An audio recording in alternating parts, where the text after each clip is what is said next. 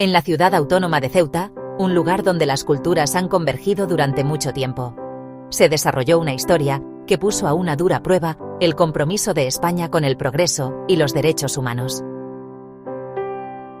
La protagonista es una agente de policía, una mujer que había dedicado su vida a defender la ley. También era una mujer transgénero, que recientemente había completado el proceso legal para que su género fuera reconocido oficialmente. Esta fue la culminación de un viaje profundamente personal, finalmente validado por el Estado bajo la Ley 4/2023, la Ley Trans. La ley fue celebrada como un logro histórico, que protege y afirma los derechos de las personas transgénero, permitiendo la autodeterminación de género sin requisitos médicos prohibitivos. Su transición era una realidad pública y profesional. Sus compañeros la conocían por el nombre que había elegido. Su documentación reflejaba su condición de mujer, su documento nacional de identidad, sus credenciales policiales. Este reconocimiento legal es la piedra angular de los derechos de las personas transgénero. Debería garantizar el respeto en todos los ámbitos de la vida: la sanidad, el empleo, el sistema judicial. Antes del incidente, su expediente era impecable, sin antecedentes de actividad delictiva, sin delitos previos. Una carrera en las fuerzas del orden marcada por la dedicación y la integridad. Era una ciudadana ejemplar, una respetada servidora pública. Entender la ley trans es esencial para esta historia, aprobada para desmantelar barreras y prejuicios históricos, para crear un respeto incuestionable por la identidad de género. Fue una promesa del Estado a los ciudadanos transgénero. Se les ve, son válidos, sus derechos están protegidos. Para la agente, la ley era la afirmación legal de su existencia. Su historia se convirtió en un desafío inmediato y brutal, revelando la peligrosa brecha entre una ley progresista y el arraigado sesgo institucional.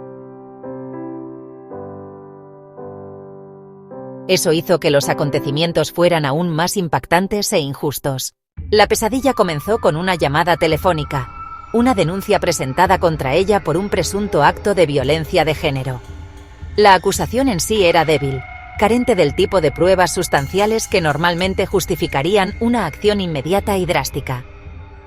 En España, el marco legal para la violencia de género está diseñado específicamente para proteger a las mujeres de la violencia perpetrada por sus parejas o exparejas masculinas.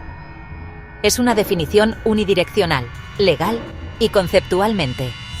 La propia naturaleza de la denuncia debería haber hecho saltar las alarmas de inmediato para las autoridades que manejaban el caso.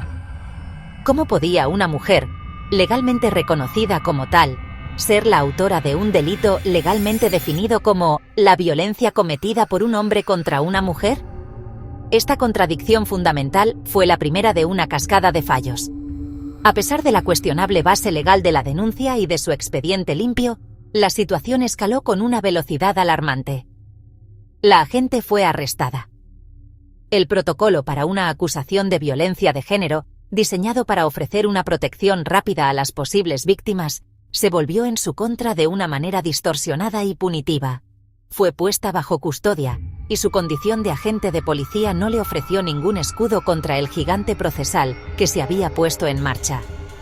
La presunción de inocencia pareció evaporarse, reemplazada por una aplicación rígida e irreflexiva de un procedimiento que se estaba aplicando de forma fundamentalmente errónea. El arresto en sí fue una profunda violación, pero solo fue el preludio de una injusticia mucho mayor que le esperaba. El error más atroz, el que atraería la condena nacional, ocurrió cuando se tomó la decisión sobre dónde recluirla. Tras su arresto e interrogatorio inicial, la orden judicial fue clara y espantosa: debía ser ingresada en una prisión para hombres. Esta decisión fue una negación directa y brutal de su identidad legal. Sus documentos oficiales, que establecían inequívocamente su género como femenino, fueron ignorados. La realidad física de su vida como mujer fue desestimada. La puerta de la celda que se cerró de golpe ese día hizo más que encarcelar su cuerpo. Fue un acto violento de invalidación, un mensaje del Estado de que su identidad, legalmente afirmada y vivida personalmente, no significaba nada. Las inconsistencias legales y lógicas de este caso son asombrosas. La Ley Española sobre Violencia de Género, la Ley Orgánica 1/2004, es explícita en su definición. Define el delito como la violencia que un hombre dirige contra una mujer que es o ha sido su cónyuge o pareja. En este caso, la acusada era legalmente una mujer. Por lo tanto, por la propia definición escrita en la ley, no podía ser la autora de un delito de violencia de género. La acusación era legalmente imposible, como intentar meter una clavija cuadrada en un agujero redondo. El sistema de justicia falló en el cumplimiento de su deber más básico de interpretación legal. El error judicial fue mucho más allá de una simple aplicación incorrecta de un estatuto específico. Representó un profundo fracaso en el reconocimiento y respeto de la condición jurídica conferida por la Ley 4/2023. Cuando el Estado otorga a un ciudadano una identidad legal, todas las ramas de ese Estado, incluido el Poder Judicial, están obligadas a respetarla. La decisión del juez de encarcelarla en un centro para hombres fue una negación unilateral de su género legalmente reconocido. Implicaba que un juez podía, a su propia discreción, ignorar la documentación oficial de un ciudadano y emitir un juicio personal sobre su verdadero género. Esto sienta un precedente aterrador. Derechos condicionados por el sesgo individual. A medida que la noticia de su encarcelamiento se difundía y la indignación crecía, el sistema se vio obligado a mirarse en su propio reflejo. Se emitió una rectificación formal, y el tribunal se disculpó públicamente por el error. Esta admisión de culpa fue un primer paso necesario, pero llegó demasiado tarde. Una disculpa, aunque simbólicamente importante, es un remedio vacío para una violación tan profunda de los derechos. El incidente reveló una debilidad crítica en el sistema judicial, una falta de formación, una falta de concienciación y una falta de comprensión básica de las leyes que rigen la identidad de género. La noticia de que una agente de policía transgénero había sido encarcelada injustamente en una prisión de hombres causó conmoción en la sociedad española. Organizaciones de derechos humanos y grupos de defensa LGTBIQ se movilizaron de inmediato.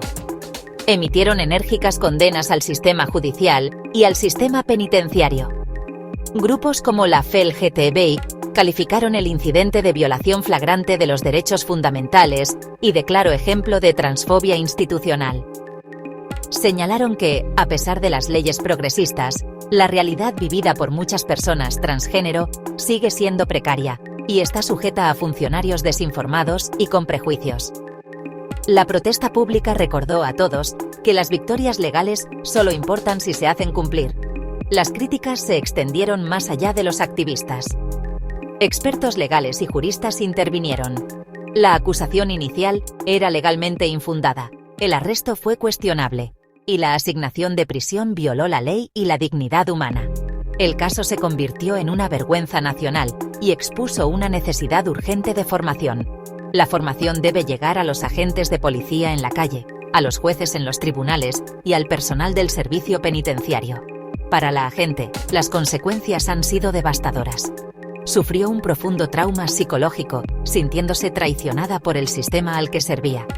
Ahora se enfrenta a una batalla legal para limpiar su nombre y exigir responsabilidades. El proceso la obliga a revivir el trauma y a enfrentarse a la institución que le falló. Los procedimientos deben ser revisados para que el género legalmente reconocido determine el tratamiento oficial, especialmente en el encarcelamiento. La seguridad y la dignidad de las personas transgénero no pueden dejarse a la discreción individual. El sistema debe ser fortalecido con normas claras que protejan y no persigan a los ciudadanos vulnerables. La historia de la agente de policía de Ceuta es más que un incidente aislado de error judicial. Es una acusación contra un sistema que no ha sabido seguir el ritmo de la sociedad a la que sirve.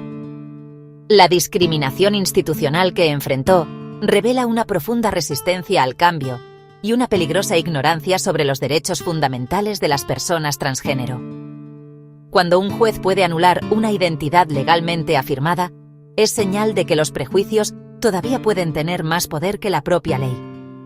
Este caso pone en tela de juicio a todo el sistema judicial español, cuestionando su capacidad para impartir justicia imparcial a todos los ciudadanos, independientemente de su identidad de género.